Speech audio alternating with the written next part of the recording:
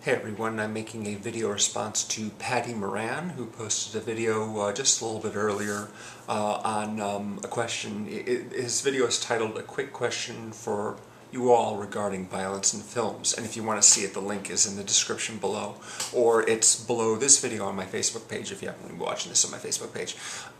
Link to that's below too. So yeah, he was talking about just violence in general and how does he feel about it, and he also was talking about how cinema violence may inspire real life violence. Well, what I sort of wanted to add to this conversation is how much more violent PG-13 movies have become versus R-rated movies. R-rated movies, of course, can be quite violent. Mad Max Fury Road, I believe, is an R-rated movie. Terminator Genesis is not. It's PG-13, but there's still quite a great deal of destruction in both of those movies. But there's different kinds of violence, really. I mean, violence can be categorized simply as action. Cars crashing, things blowing up, whereas R-rated violence tends to be very, very specific in terms of actual bodily harm to people. Seeing people wounded graphically, lots of blood. I'll give you an example. If you have a scene where a character gets his throat cut and blood spews all over the place, you're going to get an R rating. However, if you have a scene in a movie where a guy fires a rocket at a plane and it blows up and everyone on it dies, technically the plane blowing up is more violence because it's more destruction and more actual death because of the many people on board the plane. However, that scene won't get you an R rating. It'll get you a PG-13 rating because you don't actually see all that graphic death right there. In fact, you probably don't see anyone die. You just see the plane blow up and you just sort of assume that everyone's dead. Yeah, so there's a big difference in the characterization of that. And it isn't just that either. I mean, PG-13, the Lord of the Rings movies got away with a lot of PG-13 violence, despite the fact that it was quite graphic. Characters getting stabbed, characters getting their heads lopped off. But the blood the orc blood is generally very dark. It's practically black, and not red like human blood. I'm thinking also back to Star Trek VI, The Undiscovered Country, which came out in 1991, and that had Klingons getting zapped and bleeding, and there was blood all over the place, Klingon blood all over the place, but it's purple. It's like a light purple color, and that movie got a PG rating. At least I don't think it got a PG-13. I'm pretty sure it got a PG rating because all those earlier Star Trek movies got that rating. I think First Contact was actually the first PG-13 Star Trek movie. But yeah, despite the fact there's blood everywhere, it's not red like human blood, so apparently that doesn't count. It can get away with a PG-13 rating, or PG. And one particular example that I wanted to mention I thought was just totally outrageous. A PG-13 movie called White House Down, with Channing Tatum, of course, trying to protect the President of the United States, Jamie Foxx. At the end of the movie, there's plenty of violence in that movie. All kinds of people getting shot, all kinds of destruction.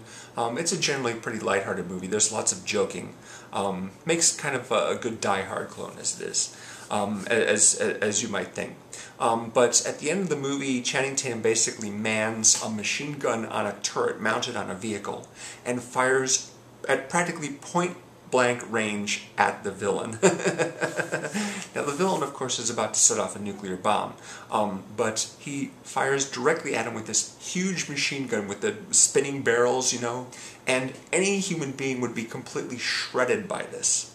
But what they show is when Channing Tatum fires, they cut to the villain in a very, very distant shot. He's really, really far away from the camera, so far away that you can't even really see his face clearly. And he basically just is like this, and he slumps over, and there doesn't seem to be a drop of blood anywhere. Clearly, we are not close up, we can't see individual holes or anything like that. But there doesn't seem to be any blood at all. And the reason for that is because they wanted a PG-13 rating.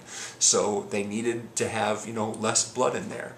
Not to say there is no blood in PG-13 ratings. There has been. There have been a few deaths that I've seen in movies like, well, some of the Christopher Nolan Batman movies, for example, and Age of Ultron had a character get shot a couple times, and there are these small little red holes in his chest. But yeah, not graphic enough, I guess, for a PG-13 for an R rating. But that just seemed, the White House Down thing seemed to be pretty stupid. I mean, I just thought that was really, really dumb. That they had such an incredibly violent death, but they got away with a PG-13 rating because there was hardly any blood there, almost pretty much no blood, which is just silly. I'm kind of disappointed that White House Down is not getting a sequel, whereas Olympus Has Fallen is. I enjoyed Olympus Has Fallen, but I didn't think it was as much fun as White House Down. Off the subject. Anyway, the one question that Paddy Moran wanted addressed at the end of his video was, do you think that real-life violence is inspired by cinema violence? And the answer is, well, sometimes. You can't really blame the people that make movies for that, but people people who are dumb, people who have violent impulses and just feel like they want to be bad, be bad guys, because there's something exciting about doing something that's wrong. Yeah, might decide that they want to kill some people the way that it happened in a movie. There's of course tons of people who watch action movies and watch on-screen deaths every single year that never hurt anyone because it's just entertainment, and they recognize that. But yeah, there are a few people out there. Not, and it's not something you can blame the filmmakers on, because, like I said, there's tons of action movies and tons of people dying in movies every single year that don't inspire deaths, and the few that do that happens because people, are disturbed or they're just wrong-headed in general. Anyway, just saw this video, wanted to make a response to it, so be sure to check out Paddy if you have not seen his channel yet, and thanks very much for watching. Later.